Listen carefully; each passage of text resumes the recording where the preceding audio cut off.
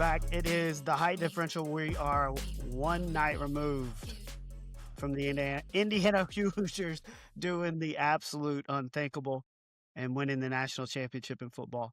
We will talk about that plenty. We will break down the NFL Divisional Round, preview the AFC and NFC championships, talk a little college hoops, and a little bit else. That's the 6'6" Neil. I'm the 4'10" Neil. Like I said, this is the height differential. You're the 4'10" who? Nick, what did I say? You said 4'10" Neil.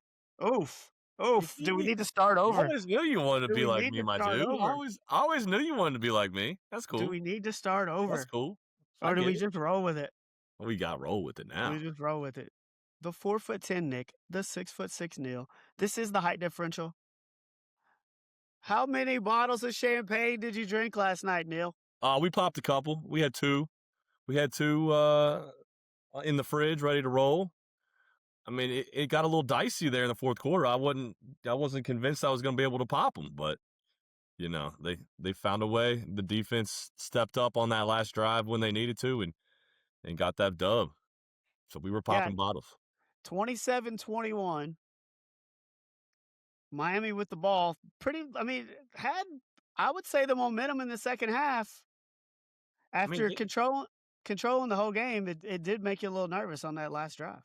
I mean, yeah, they had, 60-something yards of offense in the first half, and they finished the game with 342.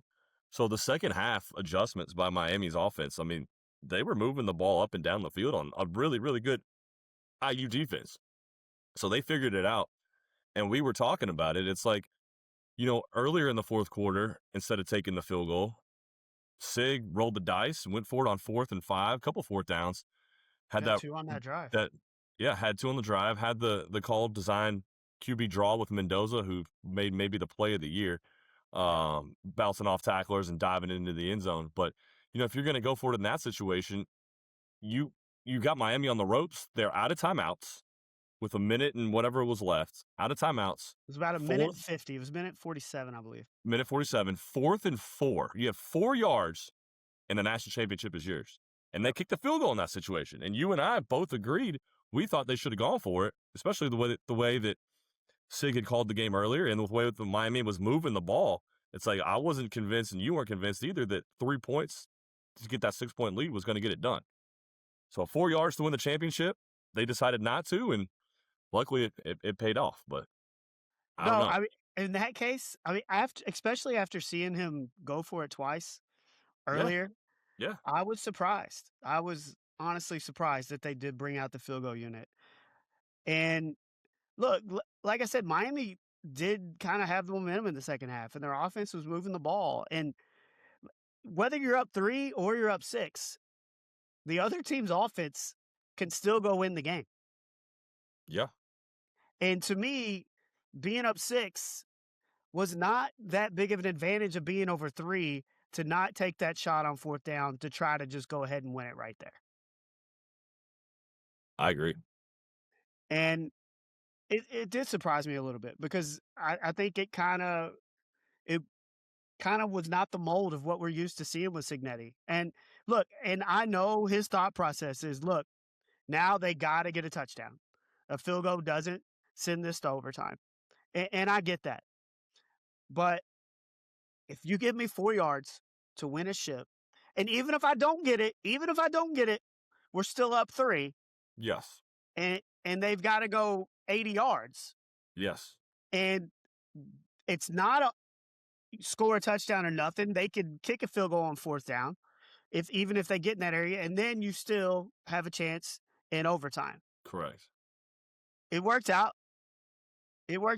But if they go down and score and get that and kick an extra point to win it, I think you're regretting not going for it on 4th down for a long time. And the one earlier in the fourth, he was gonna kick it and changed his mind and decided to go on the Mendoza touchdown. He had the field goal team running out there. The play clock was running out, so he called timeout and changed his mind. And I mean, it worked out on that one. So I'm putting the ball. I would rather put the ball in the Heisman Trophy's winner to get me 4 yards and win that national title than risk Miami coming back, especially when Miami put up, like I said, almost 300 yards in the second half. Your defense was tired. They were allowing yards. And even on the last drive, Miami they were moving it. until They Carson removed it. Beck until Carson Beck turned into Carson Beck finally at midnight, and Well, he to be fair, he didn't throw the ball downfield a ton no, yesterday and hasn't really been asked to do that a lot in the playoff. no, And maybe that's something that you're relying on, the fact that, he's not throwing the ball downfield a ton. And if he does, he doesn't have the arm strength of some other quarterbacks, and it's going to hang up there, and it's going to get picked off. yeah, And that's what happened. But even on the play where Mendoza had the 4th and 5, the mhm. clock management and the timeout management was still a little bit odd with Sig. And even at the end of the half, where they kind of just You thought they were gonna run the they, ball and just go to halftime because they had the ball to start the second half, and they ran the ball, didn't call a timeout, and then all of a sudden they're starting to throw it. It's yeah, like, and they well, get if it you're to the gonna do 50, that, then and you you get it to the 50, and you have 2 timeouts, and there's really nothing you can do with it. yeah, I So, it was odd. It was very odd. so there were some moments, but the 4th and 5 by Mendoza, and Sig talked about this after the game, how they kind of thought that play, that draw would work against the defense that Miami ran on 3rd down. And they were just banking Same, on the fact that they're going to run that same same defense. defense, and they did. And they did. And we were watching it together, and I'm like, he stopped. He stopped. There were two And dudes right there. Yeah, he bounced off tackles. And in every championship game or most, when it's a good game, there's a play that is just that iconic play that you're going to see over and over again. And it reminds you a little bit of John Elway in the Super Bowl with the flip to get to the end zone. At least that's what it reminds me a little bit of, him yes, just flipping and giving his all to get in the end zone. And I mean, it was a Heisman moment for the Heisman Trophy winner. yeah, and he won the game's MVP. I mean, his stats weren't eye popping. He didn't throw a touchdown, 186 yards, was 16 of 27. So he now has more incompletions than touchdowns finally in the playoff. But the guy that I thought really stood out and I thought won the game and was also deserving of that MVP was the plays that Charlie Becker was making. The fourth down conversion that they had was to him on the back shoulder, and then he made another outstanding back shoulder catch on a third and I think it was like 3rd and 10 in the fourth quarter to keep the chains moving and the clock running before Miami started having to use their timeout. So, I mean, Charlie Becker in the second half of the season has just been an absolute monster. He had, I think, 6 catches through October, and all of a sudden in November, Well, he's a monster. Surratt got hurt in the Penn State game, and that's kind of Yeah. where his Yeah. coming out party was. But no, a lot of it was Miami's defense. They were getting pressure the entire game Yes. and really taking Indiana out of what they wanted to do in the passing game. They really didn't have a lot of opportunities to throw downfield. And I mean, those back shoulders were about the only thing that was working. And Becker made unbelievable catches to continue some drives. And yeah, he deserves a ton of credit. I mean, without Becker, Mendoza's might not be the MVP because I don't know if they win the game. Correct. That is correct. Yeah.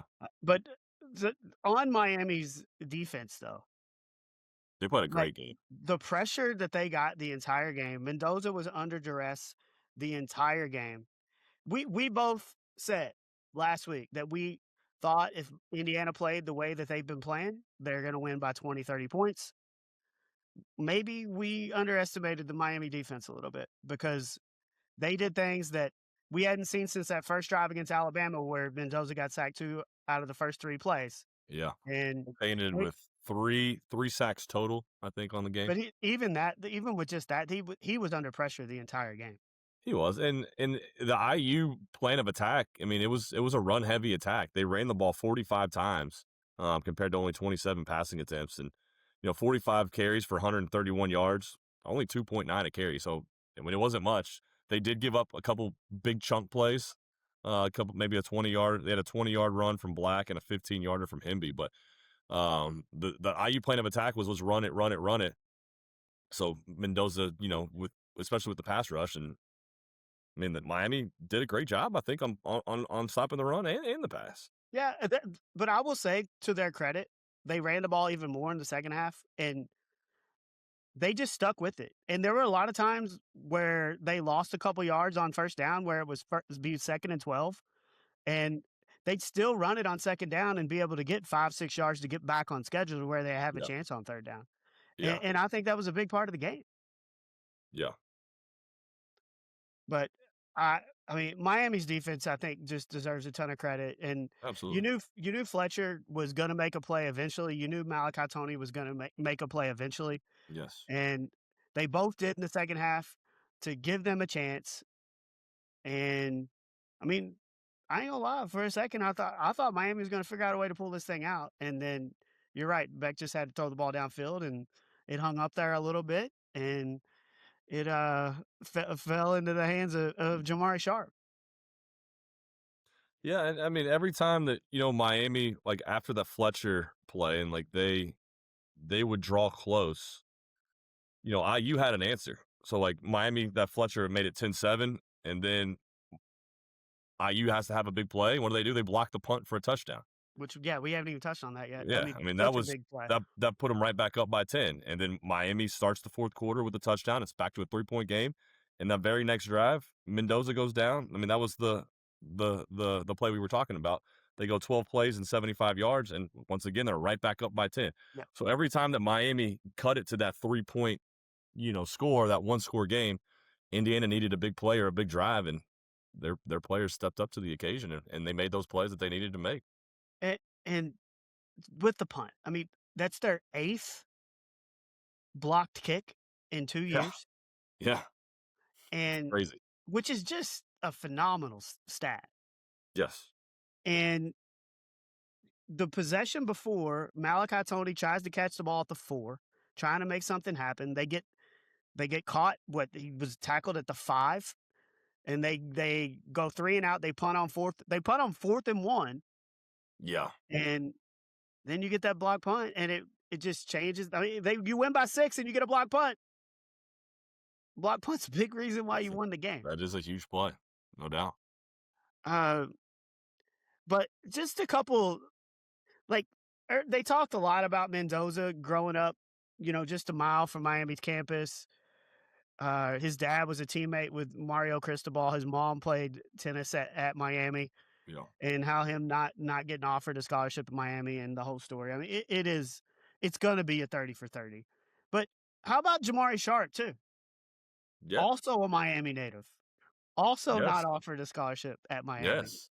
The Nice nephew of Glenn game-winning pick. Sharp, the nephew of Glenn Sharp, Who who was pass had interference? the Yes, famous pass interference yes, against Ohio State in 2002. Just a lot of connections there. Like, it wasn't just Miami playing at home; it was a lot of Indiana kids going back and yes, playing in their hometown.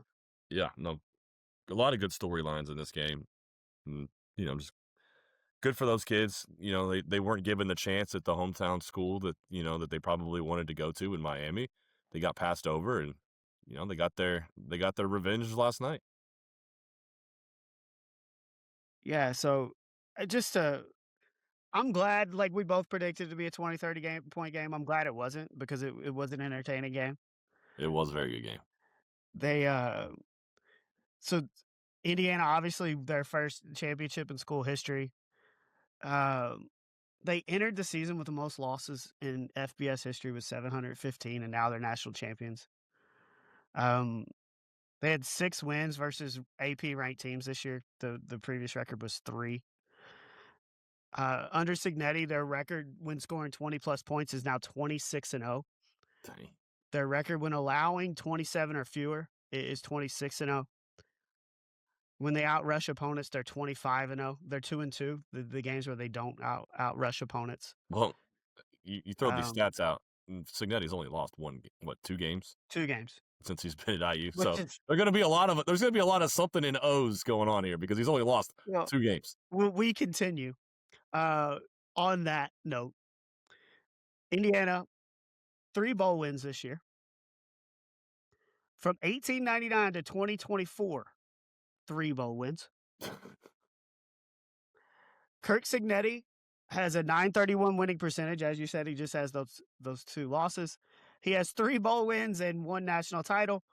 All others have a 414 winning percentage, and as we just mentioned, those 3 bowl wins prior. Mendoza becomes the 5th quarterback in the BCS CFP era to win the Heisman and the national championship in the same season. Do you know the other 4? Joe Burrow. In 2019. Wasn't it? Nebraska? Was it Eric Crouch maybe from Nebraska? No, I think that was before the BCS era. BCS era. Sorry. All right. So Joe Burrow. It's gonna be in Ohio. Did Troy Smith? Was he? Nope. Zeke No didn't win Ohio that, was State. it? No No Ohio Ohio State. State. No Ohio State. Alabama quarterback, right? Nope.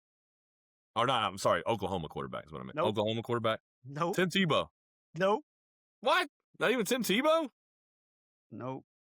Dang. You got Mark Ingram. Mark Ingram? no. It's no Alabama. You do have one SEC school, one ACC school, and then they were a Pac-12 school at the time. One ACC school. Clemson. Nobody from Clemson won a title or won the Heisman, though. It's not Clemson. That's why. Oh, Jameis Winston. Jameis. Yeah. In 2013. One SEC school? Yep.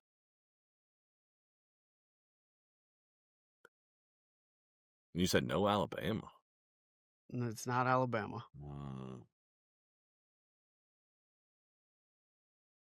Are we counting Texas in this or Oklahoma in this?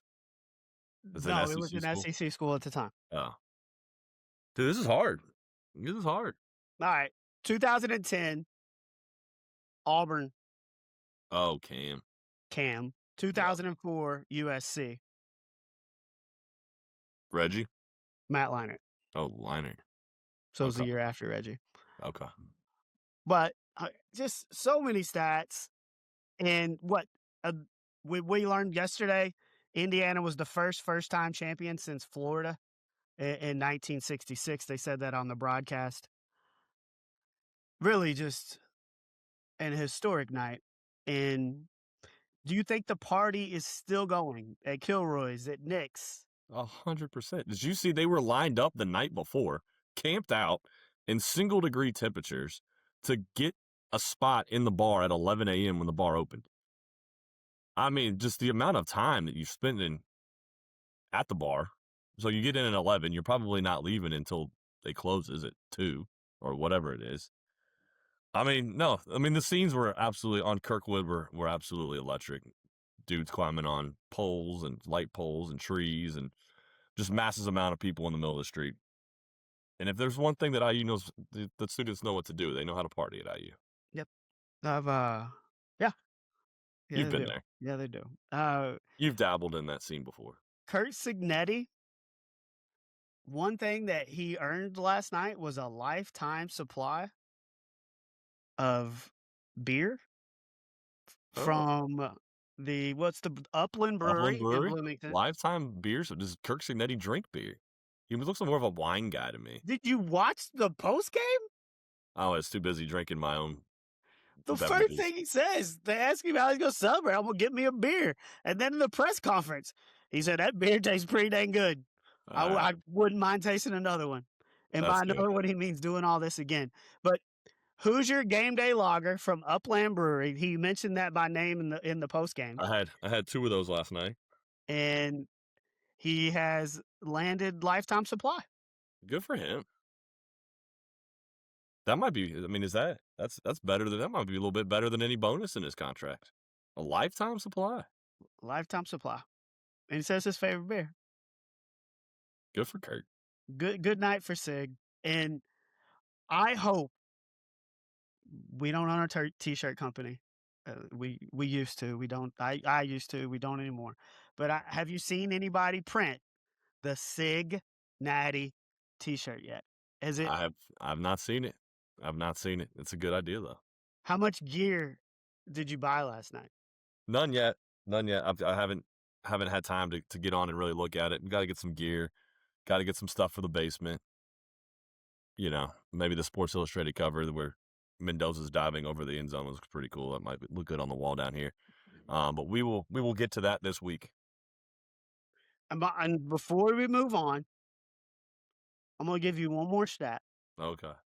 Best point differential in a season in the A-Poll era.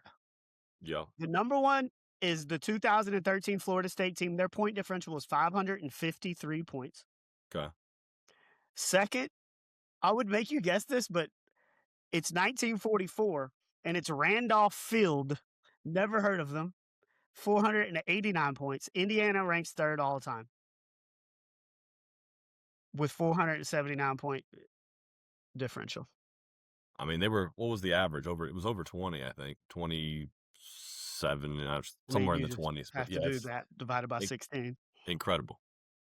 And look, that's why after saying, well, you kind of saying you were worried in the first 2 rounds when they're facing Alabama and Oregon, I think that's why we finally both had the gumption to be like, hey, if they do what they're going to do, they're going to win this thing by 2030. And I do think they didn't play an A game. I think they probably played a B plus game. And I thought Miami's defense played exceptional. Their offense didn't have an A game, but we said Indiana didn't have to play their best game to win, and I kind of think that's what happened. No, I agree. I mean, the Miami defense is a big part of that, but it was not their best, but it wasn't their worst. I mean, I think probably the Penn State game might have been their worst, and they still ended up winning that game. But no, I would agree with the B plus, and that was good enough to win. And now they're running the portal, so just go do it again. But this is also the fact that a program like Indiana, who historically is the worst Power 4 program in college football, Yep. The way that everything is designed now with the portal, with NIL, it allows something like this to happen. It does. Yeah. And look, there's a lot of negative things with everything that's going on. But the fact that a team like Indiana can come out of nowhere and hire a new coach and 2 years later make 2 runs to the tournament and then win the whole thing is a positive, because I do think people get tired of seeing Alabama, Ohio State, every single year in the national title game. And I think it was refreshing to see Indiana play Miami. And I know Miami's an historical program, but they haven't been there in the last 20 or so years. Right. No, I mean, it starts with fan support and donor support. You know, you got to get the money flowing in to get the players and the coaches. And, you know, it's been talked about a lot that Indiana has the largest living alumni base in the country. So when you got that kind of support and like those big numbers behind you, you know, it's possible to do something like this. And now Mark Cuban has seen what Sig can do, and he's got the wallet open. He's writing checks. He's writing checks. I'm surprised you didn't pull out the fumble stat on IU. Did you hear about the fumble stat? Pull it out. I provided like 20-something stats. Only one lost fumble on the entire season for IU. It happened in the first quarter of the first game. Well, and never lost a fumble again. Longest streak in college football history, which is 15 games now. I think the previous was 12, is what I read. So, I mean, just really, and they didn't turn the ball over in the postseason. No, that's a big part of why they're national champions is they take care of the football. Well, and we've talked about it over and over again. They're just so fundamentally sound. They are. And maybe a lot of that has to do with the fact that their roster average age is the age of some of the youngest teams in the NFL. Yeah. But they didn't make mistakes, and neither did Miami until the last drive. And they had a chance there, and just ironic that Sharp would get the pick 20 years after his uncle got called for pass interference against Ohio State. I mean, still one of the I still don't think it was a pass interference. I haven't looked at it in forever, but I just remember seeing it when it happened. Correct. There was no way. I agree. It was on 4th down, wasn't it? It would have been into the game. Yeah. No pass interference. I agree with you on that. And when we transition to the NFL, we get to talk a little bit more about pass interference. There were some controversial ones. There were. But just to put a bow on it, and we've mentioned this several times, just nothing like it in the history of sports. There's nothing that you can compare this to. No. It's the greatest, one of the greatest sports stories of all time. Yeah. And has anybody checked on Michael Irvin this morning? They didn't show him as much as I thought they would last time. They weren't winning, so you're probably not going to show Michael Irvin when you're not winning. Well, even No, on like we need a welfare. We the need a big welfare run, check or on Buffalo Irvin. I just thought they would show me more, Yeah. No. but he definitely needs a welfare check. Yeah. Yeah. He had a nice little run, got a lot of pub out of it. He did. I think he's doing okay. Yeah. So Indiana Hoosiers are your 2026 national champions in football, and Indiana University has the last two teams to go undefeated in both college football and college hoops. Yep. In NFL, divisional weekend, I will say, I think it's the best weekend of the NFL calendar. Yeah. I mean, this one had its ups and it had its downs. We had two great games and two games that were kind of not so great. I'm And just saying in general though, year after year, I it look is. forward to the divisional round Yeah. because you get 4 games, you get 2 games on Saturday, 2 on Sunday. I agree. No, I'm a big fan of the divisional round, and I mean, I just want to make sure. Are you okay? I mean, I know you became a big 49ers fan here late in the season, and Mm. they just absolutely got destroyed by the best team in the NFL, the Seattle Seahawks. So I just want to make sure that you're doing all right today. You all right? The Seahawks made the 49ers depleted roster look like a Depleted roster. D2 team. It was like a D1 team and a D2 team. Yeah. Just I mean, we don't need to get into that game. Just an absolute butt whooping. I mean, I turned it off at halftime and did not turn it back on. And then I was like, I need to look and see to make sure the Seahawks won, and they won by what, 35. 41-6. Yes. I was banking on that Sam Darnold, you know, lost as the number 1 seed last year with the Vikings, and then you're like, is he even going to play? Well, they sure didn't need him to play. Well, I mean, right off the jump, they returned the opening kickoff for a Yeah, touchdown. I mean, right off the jump, it was basically over. but not much to go into that. Who's going to go into Seattle and win? It's got to be the Rams. They're the only option, That's but the only option. Yeah, it's only one they option. just look unstoppable.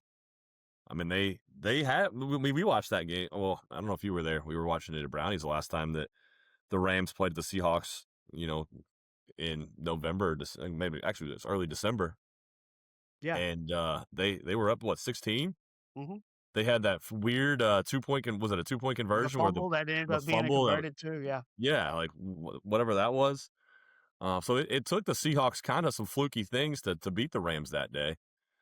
So I wouldn't put it past the Rams to be able to do it. But I've had Seattle at the top of my rankings almost every week that we've talked about it. So I expect Seattle to still win. Well, since we're talking Rams, we can go ahead and talk about the Rams Bears, the finale on Sunday night. You get that 4th down play on Caleb Williams. He's running for his life. He's running backwards. Running for his life. Yeah. And like, honestly, like, we talked about how in college, like, all these teams it's new, it's nice to have it. So I'm pulling for the Bears a little bit Sure. to have a new team, and I'm not pulling for anybody else. Yeah. You know? So, and you're like, well, it's over. And he just flings that thing. I mean, it was a Hail Mary. It was the equivalent to a Hail Mary. Yes. Throw it up. And Durant just looked like he was in position, and it kind of just, He I don't ran really know forward. what he was doing. He just ran forward. It was weird. And Komet is right there, catches it. We talked how Sig, we thought he should have went for it on 4th and 4. If I'm Ben Johnson, I'm going for 2. Like, you have all the momentum on your side. That Rams defense is completely flustered. You thought you had the game won. Like, their defensive linemen are celebrating because he's just flinging the ball thinking it's over. And then you got to regroup right away and get a 2-yard stop. I don't know, man. I'm going to disagree with you on that, especially not at home and not in those weather conditions.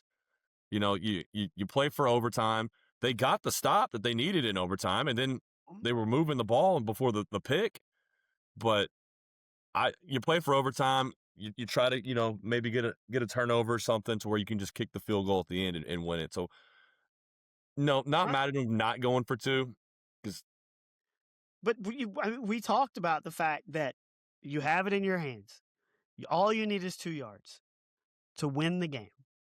Yeah, but you're at home and you're in your elements at I home. get You that. got the Like, you play for crowd a and it's tie at home, you play for the win on the road. Like, that doesn't apply in all scenarios. Like, you're the dog in that game. You're the dog in that game. what made you so confident that they would get the 2? Like, I was confident that Indiana would get the 4 yards. Like, they've done it earlier in the game. They've done it time and time again. I would have no confidence the Bears could get those 2 yards. I'm not so sure that Indiana would have got that 4 yards either. Like, look what it Oh, the took to ball. convert the 4th and 5. Like, the pressure that they were getting on them, I I don't know, but I still would have gone for it. In this situation, I'm just rolling the Bears, what they've done all year, figuring out ways to win, and I've got a chance to close it. And Ben Johnson's been aggressive all year. I think he kinda got out of his element a little bit. I don't know. I'm not mad at him for kicking the extra point. I think that was the right call. I'm gonna disagree with you on this one. I don't think it's completely a wrong call. I don't. I don't think it's an ignorant call to go to overtime. But they had I the ball. They had the ball with a chance to win in overtime. they were on their side of the 50, Yeah.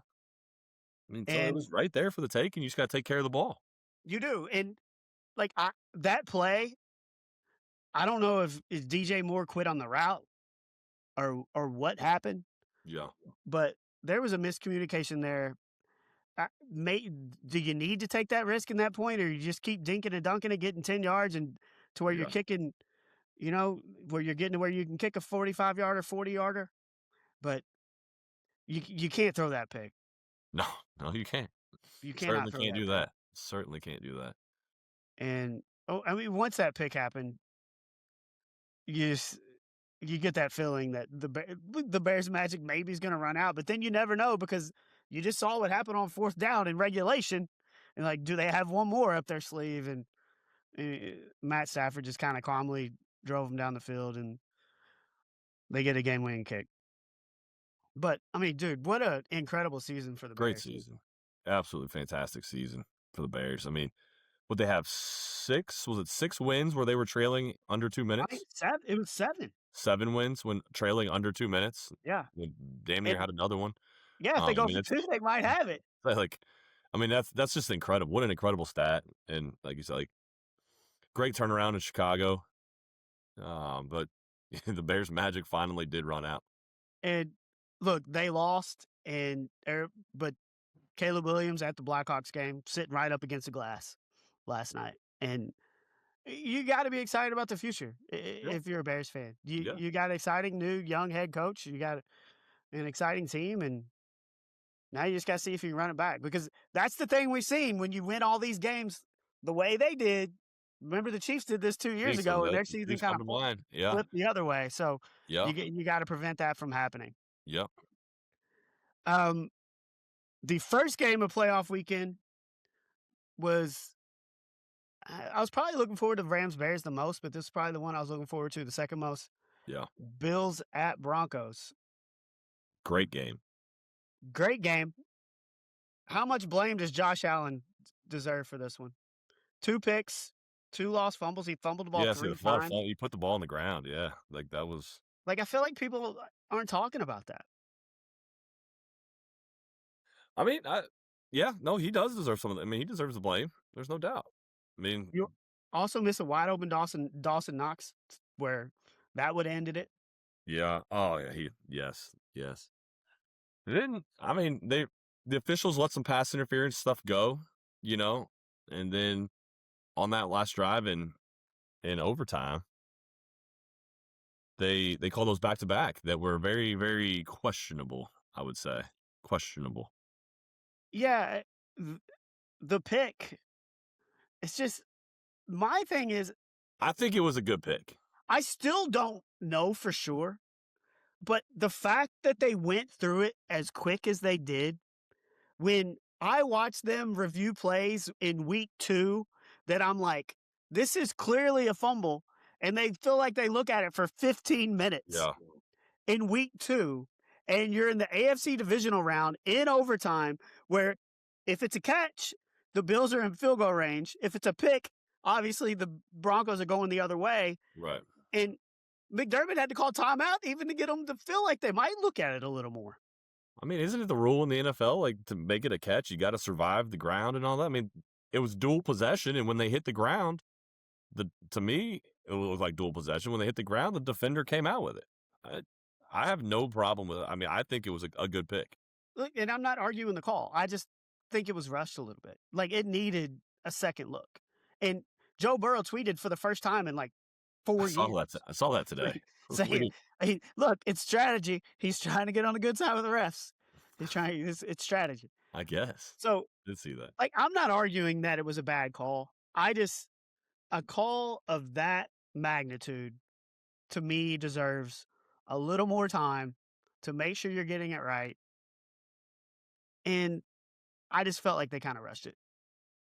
It was right. I mean, it was very quick. It was definitely very quick. And then on the ensuing possession, there's 2 plays in a row that, I mean, here's the thing that sucks about overtime is a 30, 40-yard pass play every single time. When you're inside of field goal range, if you see a flag, your team lost or your team won. Yeah. And that, it's just, you watch that whole game, and it's such a good game. And the play before, like, I'm looking, I was like, is this going to be a flag? And there wasn't one. And then the next play, you see it. And once they throw that flag, it's curtains. Like, it don't matter. Like, the refs just ended the game. And I mean, all you got to do is hit a kick, and the Broncos are moving on. Yeah. No, it was questionable. It was definitely questionable. It just, like, when you're watching the whole game, it's just, you lose some value, I feel like, when a game ends on a PI. Yeah, and I mean, in hindsight now, I mean, I feel bad for Buffalo. I mean, but like, if they weren't ever gonna, if there was ever a chance that they were gonna win a You Super feel Bowl, bad for them? a little bit. Is that the, do you feel bad for them? I mean, they've went to 4 straight Super Bowls, lost them all. They're in the driver's seat, a golden opportunity without Mahomes, Burrow, and Jackson in the playoffs for Josh Allen, the reigning MVP, to take this team to a place it's never been, and they choked. Well, I mean, there's a reason why they were on the road at Denver. Because, like, we kept saying, like, we think they could win the Super Bowl because they got Josh Allen, but they still haven't been that top team all year. They were 12-5. I mean, it was still, like, in a lot of years, 12-5 probably gets you hosting this playoff game. Not 12-5. 12-5 wins the division a lot of times. Yeah, but it's not going to get you being the 1 seed overall. No, but it's going to get you in this round of the playoffs. You win the division, you're hosting this game. You're not on the road in this game. Right? I mean, that's not necessarily true. Only the top 2 host. So you got to be a top 2 divisional seed. Well, 12, I mean, at 12-5, you're not usually going to be the 1 or the 2. I think he could be. They are what they've kind of been all year. They haven't been a great team. And I think a lot of us jumped on the Bills bandwagon in the postseason because they had the one quarterback who has been there, done it a little bit before. This is his chance. There's no Burrow. There's no Mahomes. There's no Jackson. He's got to take advantage of it. And he had 4 turnovers. 4 turnovers. And missed Dawson Knox and a chance to clinch the game. And because of that, they're not moving on from Josh Allen because that would not be smart. They're moving on. You move on from your head coach instead. So Harbaugh and Sean McDermott are both out. And it's because of, Harbaugh's because of 1 kick. Yeah. And because I still don't think he gets fired if they make the playoffs, regardless of what happens against the Texans. And McDermott's out because the referees decided to say it was an interception instead of a catch. Yeah, I mean, that was a big part of it. But also, if you don't have 4 turnovers from your star quarterback, you probably don't lose that game either. I mean, yeah, and it sucks because next week, I kind of wish the Bills would have won because next week I think it's just going to be a boring matchup with no Bo Nix. I mean, I don't think Jared Stidham is going into Foxborough with a chance to win. I think Josh Allen, the Bills, would go into Foxborough with a chance to win, but with no Bo Nix. I could see this being a close game, but it's going to be a low game. If it is a close game, it's going to be I could see it being like 13-10 type of close game. I could be at 17-14 with the 17 being the final score, somebody kicking a game-winning field goal. We don't need to go a ton into the Texans. the That was Patriots game. boring. Like, bring in Davis Mills. Like, Do what? bring in Davis Mills. CJ Stroud was Oh, terrible. Davis Mills. Bring him in. Like, I don't think they lost the game when CJ Stroud was hurt in the middle of the year. He kept them afloat. Yeah. And CJ Stroud, nah, you are not Real winning the game with the way he was playing. I mean, I how don't many care how total good your defense turnovers is. how many total turnovers did we have in that game from both sides? I mean, it was I mean, he had 4 picks. 5 turnover, 8 total turnovers, 5 from the Texans and 3 from the Patriots. Like, that's bad football. 4 picks, and you complete 20 of 47 passes. Ugh. That's brutal. And really, they still had a chance. But Yeah. it was still, the game was not over in the second half. Like, they still had a chance if he would have figured out how to make some plays. And that's why I say, like, Yeah, it was bring 21-16 going to the 4th in the bring New in England. Davis Mills, dude. Yeah. It was bad. So now we look at the AFC and the NFC championship games. You just think it's with Jared Stidham, there's no way the Broncos can, I mean, even at home. I know their defense is good, but New England's defense is also good. And I mean, when that happens, like you said, it could be a low scoring game, but I'm going Drake May has a chance to put up points, and Jared Stidham does not. Does the Nick Foles tweet to Broncos fans, does that give you any encouragement? I did not see Nick Foles' tweet to the Broncos fans. Well, as you know, Nick Foles had some success against the New England Patriots in the He did. postseason as a You gotta run it. backup quarterback. So you could run the Philly special? Is that what Nick Foles is telling the Broncos to do? They might, but I I mean, don't think it's a no doubter that the Patriots are going to win this game. I think the Broncos defense is that good. If you made me pick, yes, I'm going the Patriots because you've got a quarterback who's going to finish second in MVP voting against a guy who hasn't thrown a pass since 2023, 2024. It's been a couple years since he's even thrown a pass. They did give him they gave him a 2-year contract, I think, for 6 or 10 million, something like that. So they paid him some money to be their backup. Sean Payton obviously believes in him. I think it's going to be a close game, but I think the Patriots will end up winning. No, actually, I'd forgotten. I misspoke. I thought the game was in Foxborough, but the Broncos were the 1 seed. So, I mean, being at home maybe makes it a little bit better. But I just don't see a way that Jared, guy who hasn't thrown a pass in 3 years, is going to move the ball and score on the Patriots defense. You just got to rely on that defense, on the Denver defense. That's what you have to do. Hopefully you get it a takes away touchdown, a special teams touchdown, or something like that. Maybe it definitely takes away some luster from this game. Seen a lot of injuries affect teams in the playoffs. Yeah, and obviously losing your quarterback is as big as an injury as it gets. But which I didn't even notice that he did it. Did you? No, and I still think it's not completely certain what play it happened on. Because he threw because the ones where they had the pass interference, like it happened before that, is what they were saying. Like he threw the ball with this injury.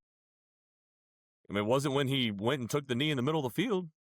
So it had to have happened. But there's people out there on the internet saying it was, which it wasn't. No. But you can see, there's video of him where you can see him kind of grimacing a little bit on the sideline. And then you also because he was interviewed by Tracy Wolfson after the game. And you can tell that he is not putting any weight on that ankle. You can tell that his legs kind of bent if you look at it closely. Okay. So I would think that he probably knew something was really bad. And the fact that they had already ruled him out when Peyton was doing his postgame. Yeah. So they knew. Yeah. So yeah. But on the other side, you got the Rams going into the Seahawks division opponents. Yep. Seahawks favored. I think I just saw 2.5. I expect that to be a pretty good game. Kind of close to what it was in the regular season when Seattle had that comeback. But Seattle just looks unbeatable based on what they just did to the Niners.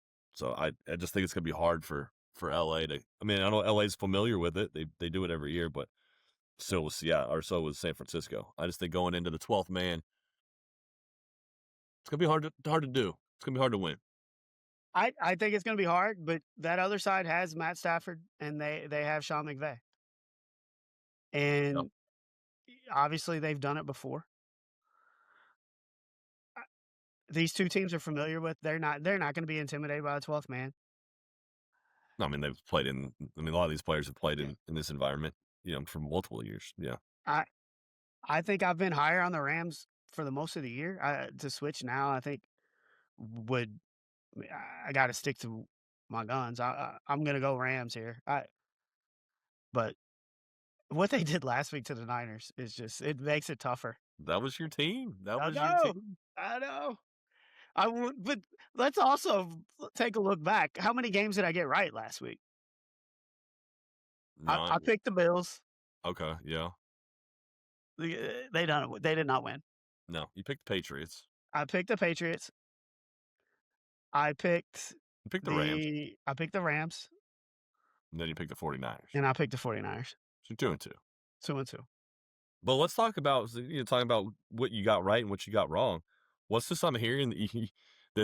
Your favorite bet of all time was what, a 4-leg parlay? It was terrible. And how many legs did you get out of your favorite bet of all time? I got the last leg, which when you're already dead, it doesn't matter. But I had the Bills money line. That was the first one. I felt real great about it. Yep. They get screwed on Josh Allen not knowing how to protect the ball and fake interceptions and pass interferences. Don't really think it's a fake interception, but when you're betting, you think that. Yeah. The next game that night was the Niners Seahawks. Oh, I had the Niners in the points +7. I felt real good about that one. Yeah. And then what did we have? Oh, I had the under in the first half of the Texans and the Patriots under 20.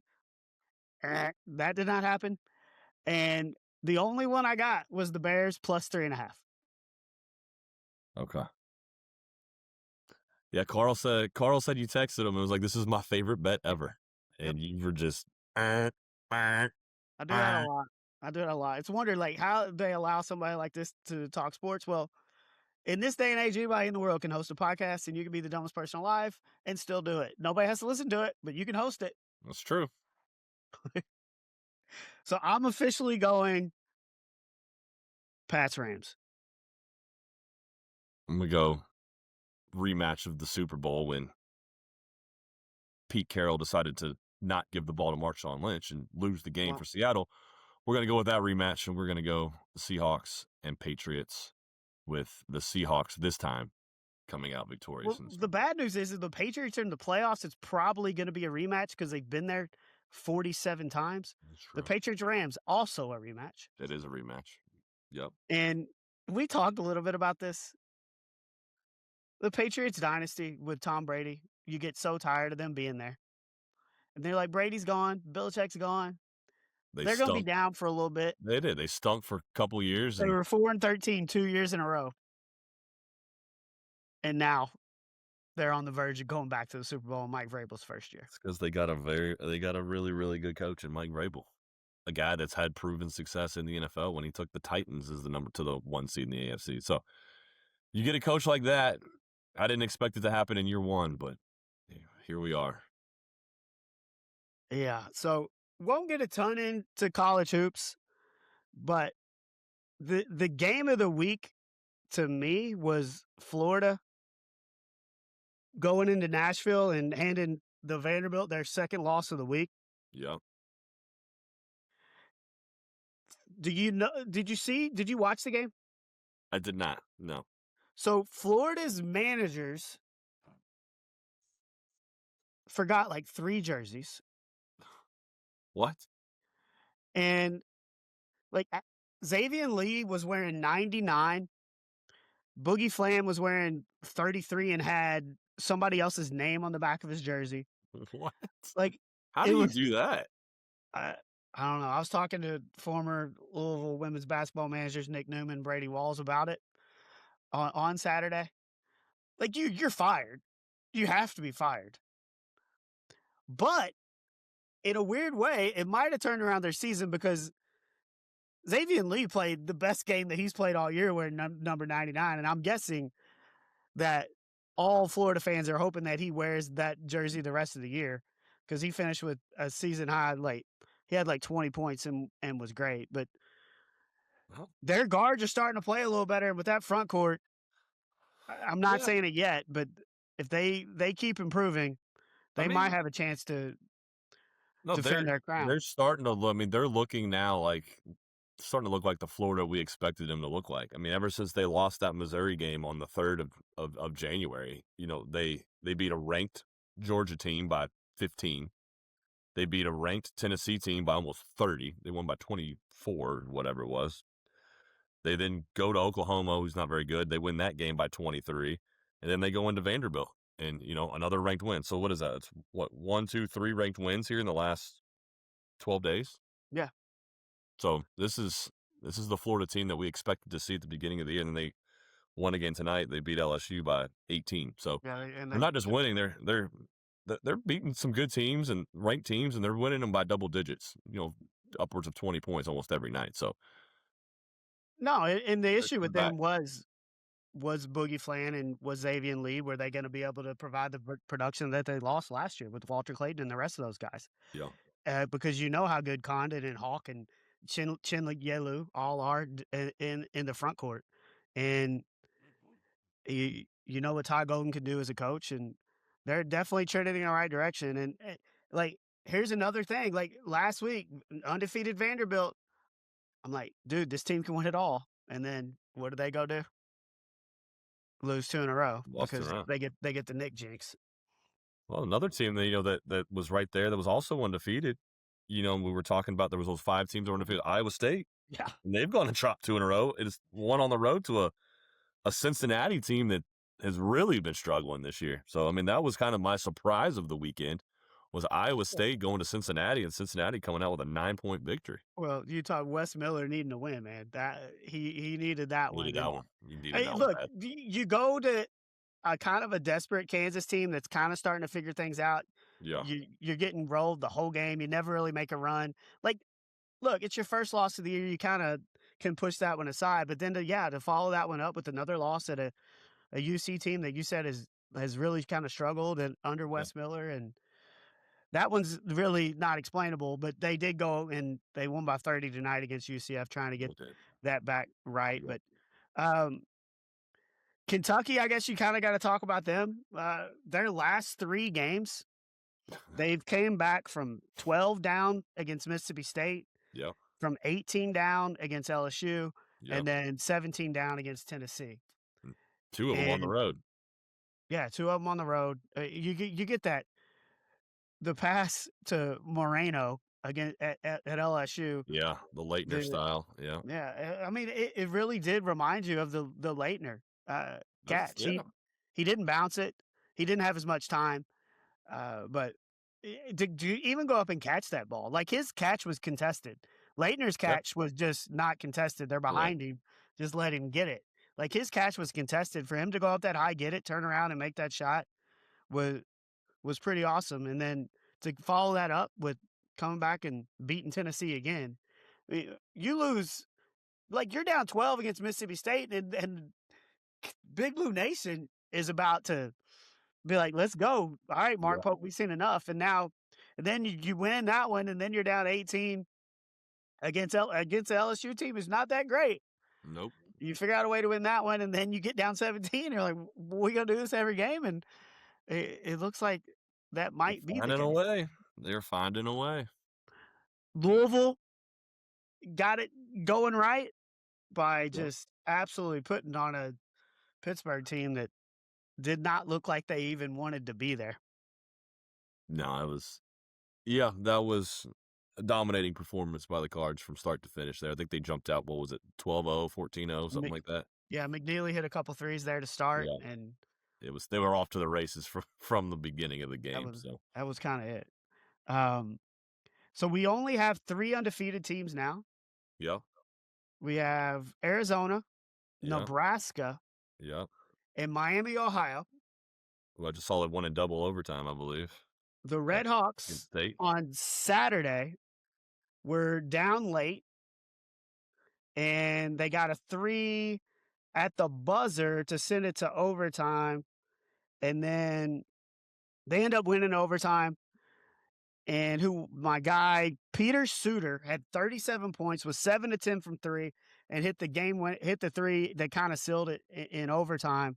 It was Ian Elmer who hit the 3 to force overtime. He had 17 points, but they cracked the top 25 for the first time this year. I mean, if you're 19-0, I don't care who you're playing, you need to be in the top 25. So give the Red Hawks some love. I'm giving them some love, yeah. I mean, like I said, they did it again tonight. They hit a shot with 6 seconds left to force overtime against Kent State and pulled that game out on the road by 6. So, I mean, yeah, I mean, you're 20-0. You can only play the teams that are on your schedule.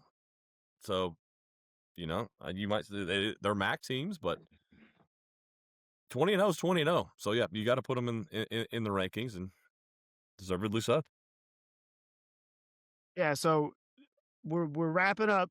College football's done. We're wrapping up NFL. So our show will really kind of start being all about college hoops, and I'm excited about that. There's a lot of good teams out there. A lot of fun guards. I'm gonna put together my favorite guards to watch list here in a couple weeks, because I've got a few guys that I really like watching play. Okay.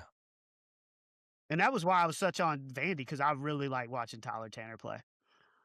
And Texas Tech, Christian Anderson, but we'll put together. Maybe you could put together some bigs that you like to watch. I'll put together some smalls. Bigs and some smalls. Got it. But before we get out of here, we talked a little bit about LIV last week with the move with Brooks Koepka. I thought this story was pretty interesting. Michael Asasso, who won the NCAA Individual National Championship last year, played at Ole Miss. Okay. Because he was a national championship, you get an invitation to the Masters. So Okay. was eligible to play in the Masters, but instead he is elected to join LIV, and he's getting a $20 million straight away. He's playing on Phil's High Flyers team. You think this is going to be something so the advantage with LIV is you get your money right away. You don't have to go through all the different levels of tours to get to the PGA. You don't have to go through Korn Ferry. Getting that $20 million bonus. Will we see other? It's hard, man. Like I understand why you want to do it, because you want to get that guaranteed $20 million payday, and not have to go through qualifying school in the Korn Ferry. And what if you don't make it? Like, what if you all of a sudden your game isn't what you thought it was, and you don't end up making it to the PGA Tour? But you're throwing away, like, as a golfer, like you're never going to play in the Masters now. You're never going to play in the Masters. You're never going to play probably in the Ryder Cup. Like, you're never going to, like, as a golfer, like, these tournaments that you probably dream about, you're never going to get a chance to play in them now. Yeah, and your average golf fan's not ever going to know who you are. No. Nope. Because you're not going to get invites to any of these majors. No. So, because there's no way for you to really find a way to qualify. No, you're done. Like, you're never going to play in the Masters or, the U.S. Open or the British or the PGA. You're never going to be on a Ryder Cup team. You're never going to probably be on a President's Cup team. Like, you are just going to go getting forgot about. But you got $20 million in your pocket. Yeah, and how hard would that to be pass up? How hard would that be to pass up?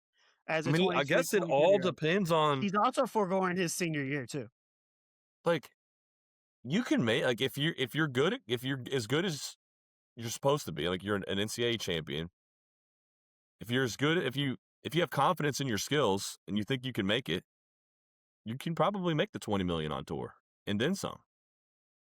To me, it's all about, do you have confidence in yourself? Do you trust your game enough to where, you know what, I'll go to the Q qualifying school and the Korn Ferry Tour. I'm good enough to win on those tournaments. I'm going to go on the PGA Tour, and I'm going to be good on the PGA Tour. And then I'll get my $20 million and then some. Yeah, it's the long game against. It's the long game. It's the long game versus the guarantee. And there's a lot of national champions that never make it on the PGA Tour. So Yeah. it's not a given. It's not a It's given, it's but it's it's all not a about the given. confidence in yourself and in your game. If you think that you can do it, And there's a lot of talk of like live. I don't think they changed the rule from 54 to 72. I don't think you can wear shorts anymore either. I think why? that's a rule that they changed, Why? which is stupid because it's live. Like who cares? But Nobody's watching it anyway. they're saying that they should let him wear shorts because dude's just got absolute trunks. And he wears small shorts. He's got trunks, dude. And like his swing is if I tried to emulate his swing, my body would fall apart. Like every bone would just break. Also, why wouldn't he? Why wouldn't he play? I would if I was him, I would have probably have played the Masters, and then maybe tried to join Live after that if he had still had that opportunity. Yeah, if you get a top 5, you get to qualify the next year. I would have probably Like, still, would have played the Masters. because you were never playing it.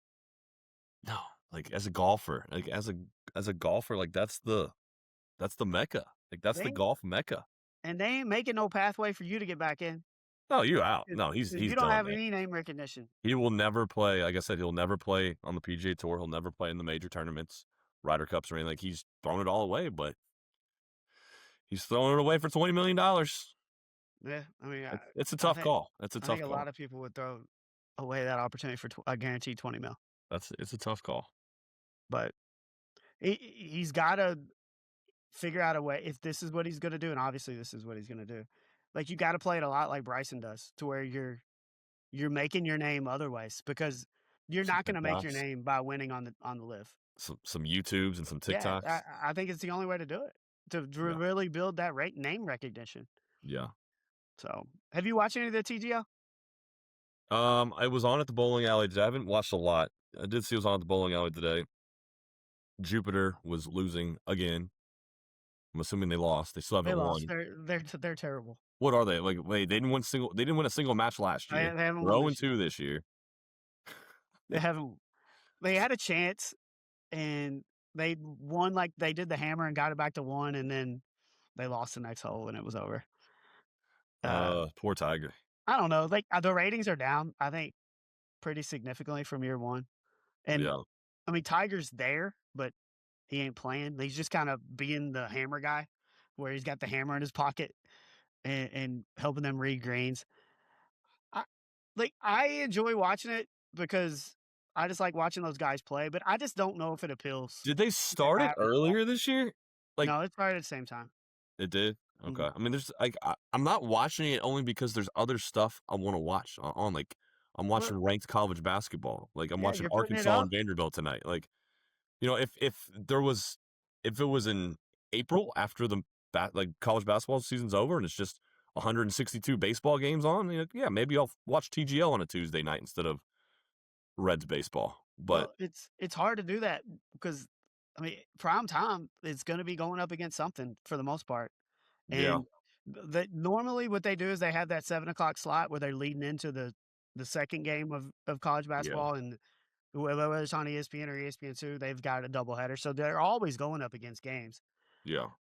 Um, I don't know. I think it's a good concept. Like I said, I enjoy watching it. I just don't know how much the casual golfer or the casual sports fan is watching that I mean, over any college basketball yeah, game. and I'll admit, like, I watched it more last year than, like I said, than I have this year. Well, the novelty of it, and I think that's a lot. I think that's why their numbers are down because it was the novelty. People kind of just wanted to check it out to see what it was. I And enjoyed it. Like I enjoy it. Like I if I sat there and watched it, I would like it. But there's just other things that I would rather watch. they need like they mic up the guys and but like you give Cam Smith a microphone and it's just like, dude, talk, right? And like that's the thing about Jupiter's team. They're entertaining, but they never win. Like Max and Kiss are fun. Like they're Yeah, funny and they say stuff. And Tigers Tigers there, which adds another element. But and they added Akshay this year, which they yeah, actually give him a player that is not old. Yeah. But Yeah. um, I don't know. I was just interested to see that the numbers are kind of down, and I do think it kind of makes sense. And maybe they need to keep adding new elements every year Well, like, the to teams bring are people are back. the teams like, the teams are the same, right? Wasn't Max on Jupiter last year? Yeah. Like, why don't we just redraft? Well, I think you want some consistency there Why? because the goal is to have people develop Like fandom for like, though, like, cities. they like, I'm a Jupiter fan or I'm a Yeah, this, like I think that's the goal. I mean, Eh, I, well, I think in golf, fans root more for players than well, they and do. that's why you take your like I cheer for New York because Ricky's on it. Like I But think that's the you cheer for Jupiter because Tiger's on it, right? Like and that's the point. Like golf is an individual sport and everybody but I'm has their not favorite cheering for golfer, Jupiter, but they want you to like, I'm not follow ever them gonna through have their the team. connection to the Jupiter, whatever they call themselves, or, like, the Boston Commons because Rory's on it. Like, I'm not gonna like, I don't care what the team name is or who like, Right. all that. Like, I'm just want Rory to win. I Well, want him to win if he's on Boston or if he's on Jupiter or if he's on Atlanta or LA or whatever. Like, the teams don't even play in the cities. Like, the city names are just well, stupid anyway. I yes. Like, Like they're not even playing in Boston Rick's or from Jupiter. California and lives in Florida and Yeah, he plays like for New York. they go like But no, like you're not. I don't think you're gonna get that connection to the teams that you're looking for. no, and look, I'm as big of a Rick fan as there is. And I'll watch New York every time they play, but how much New York golf club gear have I bought? No, And I don't know how many people are more like of a golf fan of an individual player than I am. I mean, there probably are some people, but I just it's got a ways to go yeah, before I think it's a cool concept. I enjoy watching it, but if I'm not buying merch, I don't know who is. not many Right? people. Not many people.